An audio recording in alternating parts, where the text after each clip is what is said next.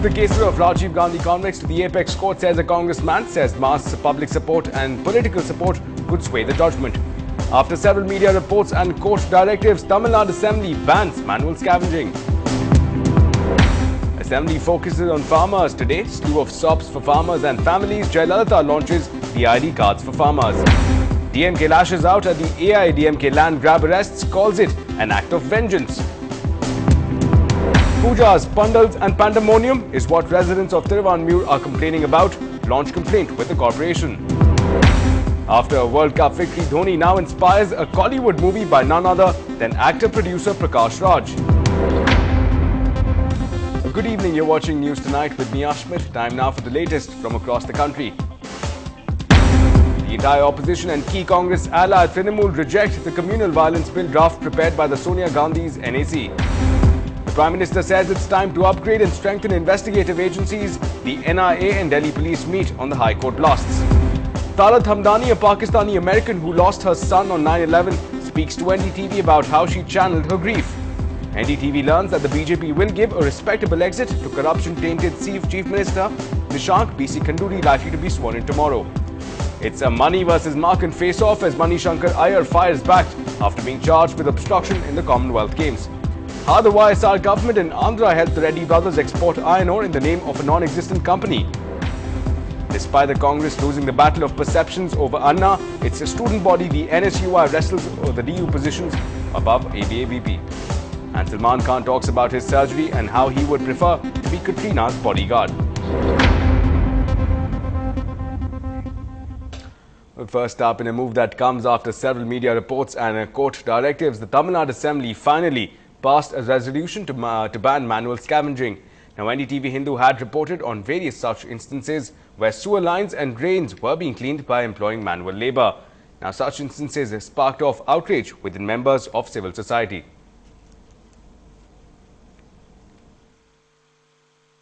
மனித கழிவுகளை மனிதர்களே அகற்றுவதையும் உலர்கழிவறைகள் கட்டுவதையும் தடை செய்யும் 1993ஆம் ஆண்டு சட்டம் நாடாளுமன்றத்தால் திருத்தப்பட வேண்டும் என்று இந்த சட்டமன்ற பேரவை விளைவதாலும், எனவே தற்போது மேற்சொன்ன செயல் நோக்கத்திற்காக தமிழ்நாடு மாநிலத்தை பொறுத்தவரையில் இணைப்பில் உள்ளவாறு மனித கழிவுகளை மனிதர்களே அகற்றுவதையும் உலர் கழிவறைகள் கட்டுவதையும் தடை செய்யும் 1993ஆம் ஆண்டு சட்டம் நாடாளுமன்றத்தில் சட்டத்தின் மூலமாக திருத்தம் செய்யப்பட வேண்டும் என்று இந்திய அரசமைப்பு சட்டத்தின் 252ஆம் பிரிவின் கீழ் இந்த சட்டமன்ற பேரவை இதன் மூலம் தீர்மானம் நிறைவேற்றுகிறது என்னும் தீர்மானத்தை முன்மொழிகிறேன். And while working on a Saturday, the Tamil Nadu Assembly had its focus clearly on farmers, with several SOPs being announced. Chief Minister Jayalalitha announced a farmers' welfare scheme. The responsibility of implementing the scheme will lie with the respective district collectors. The government also announced the formation of a committee to check the implementation. Meanwhile, the Chief Minister rolled out a slew of SOPs which include education benefits for farmers and their families. She also stressed on initiatives to provide industrial training to children of farmers in fields such as law, engineering, medicine and IT.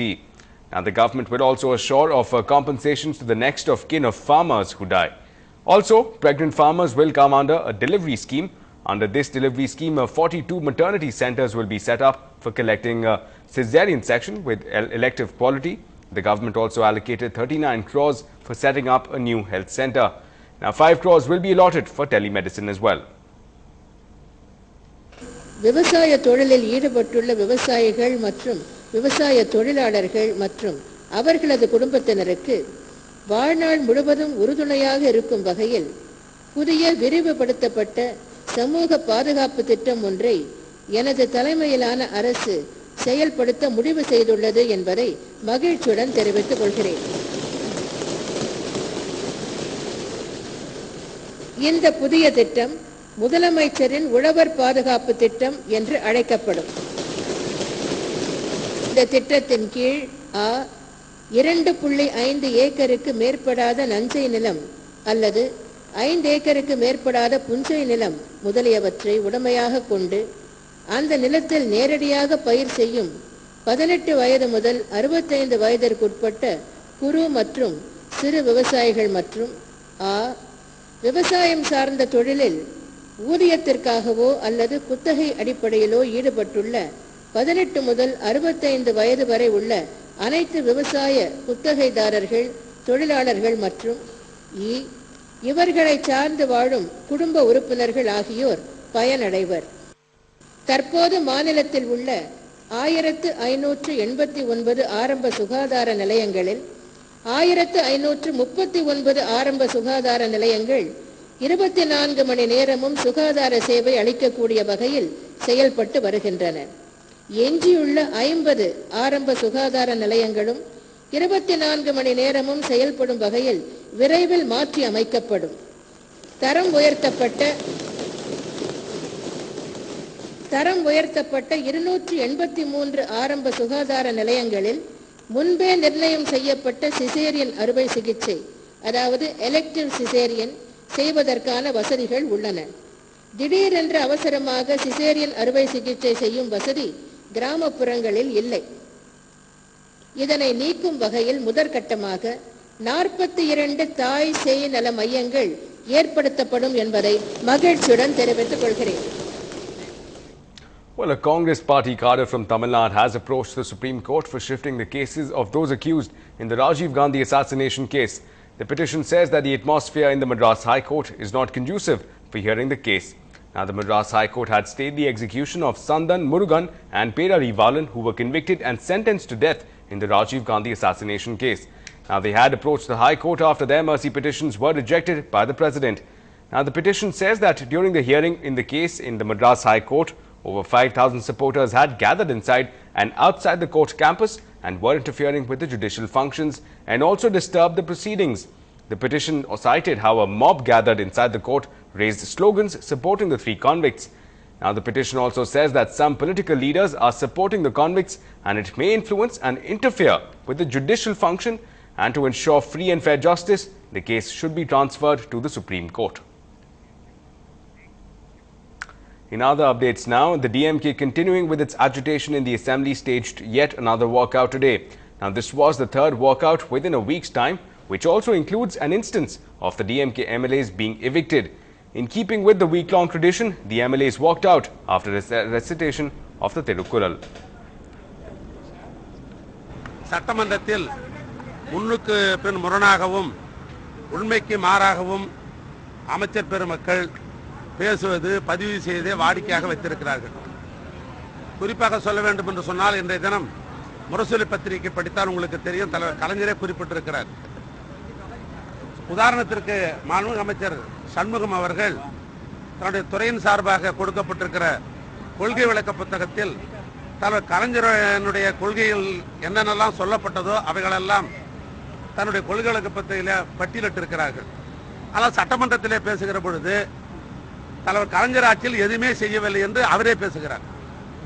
ஆக அவரால் உருவாக்கப்பட்டிருக்கிற கொள்கை விளக்க புத்தகத்தில் தலைவர் கலைஞருடைய ஆட்சியிலே கொடுக்கப்பட்ட கொள்கை புத்தகம் இருக்கிற அத்தனையும் பட்டியலிடுகிறார்.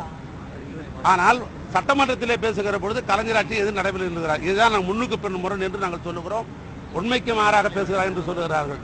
Well, meanwhile, as the DMK looks urgently for ways and means to combat the land grab offensive, the legal wing of the party met today for a brainstorming session. Now, the state police has been probing various land grab charges, which has resulted in 4 former ministers from the DMK, various senior party leaders and party cadres being thrown behind bars. Now, the DMK calls these arrests vindictive politics of the AIADMK.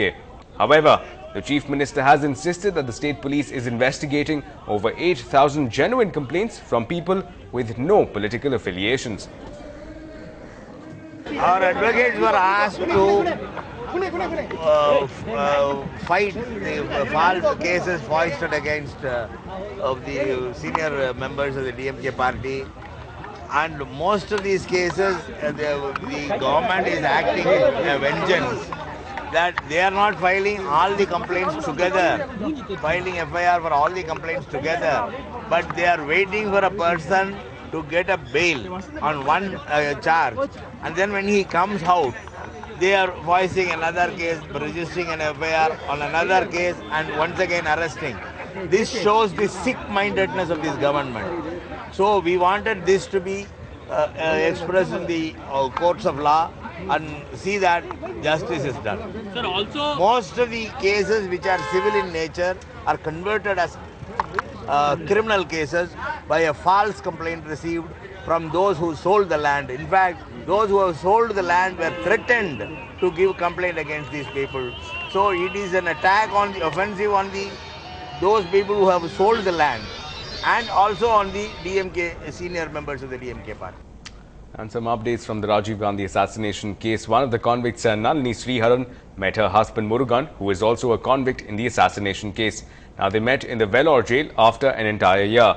This was the first meeting between the two after the president rejected Murugan's mercy petition. Now, Nalini, who's serving a life sentence in the Rajiv Gandhi assassination case, earlier in this week was transferred from Pudal prison to the Vellore jail on her request. In other news, residents of Thiruvanmiyur are up in arms against a temple festival conducted in a manner causing inconvenience to the public. While auspicious occasions are celebrated with much fervour, the locals complain that public pujas and processions cause massive inconvenience. In fact, the residents of Thiruvanmiyur Welfare Association have sent a complaint to the Chennai Corporation. Now, this comes after a private temple in the area has been conducting a festival over the last 3 days. Now, the private temple is reported to have erected a pandal in the middle of the road, blocking the main entrance to the residents of Valmiki Nagar. And while Sonia Gandhi's NSC's communal violence bill is cold-shouldered even by the allies, we get you the updates on the other side.